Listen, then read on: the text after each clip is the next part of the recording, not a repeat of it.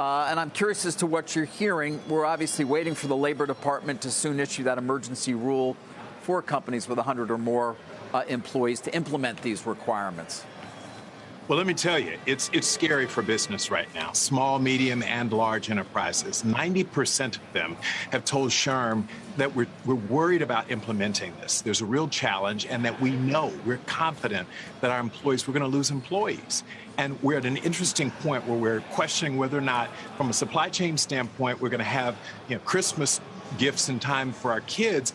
Meanwhile, employees are saying, if you force this, even if it's coming from the White House, we're going to leave. We're just going to quit.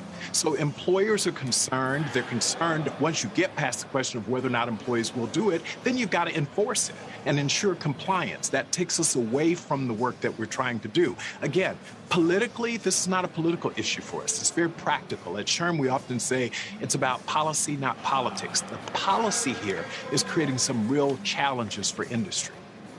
Right. Although at the same time, many of these businesses, some voluntarily, of course, have said from a safety perspective, if you want to come back to the office, you've got to get vaccinated, in part because the other employees there certainly expect that would be the case. Right, Johnny?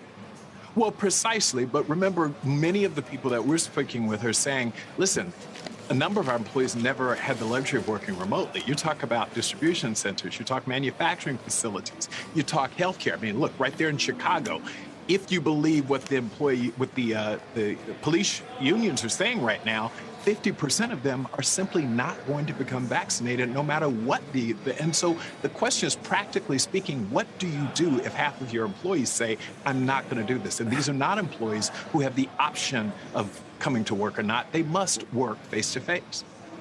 All right. Well, Lawrence, on that note, then, what does the law say that you can do? Well, first of all, I actually disagree with Johnny on this. I think that there are probably many more workers who will feel safe and secure and want to come to work and will be more productive than the small vocal minority that are complaining. Many of these mandates have been put in place, and very few people have left. So, for example, the very first one, Houston Methodist Hospital, now has well over a 99% vaccination rate. We do at Georgetown University and many other places, including our staff, who have to come to work in the same way. Remember, this is not a mandate for a vaccine.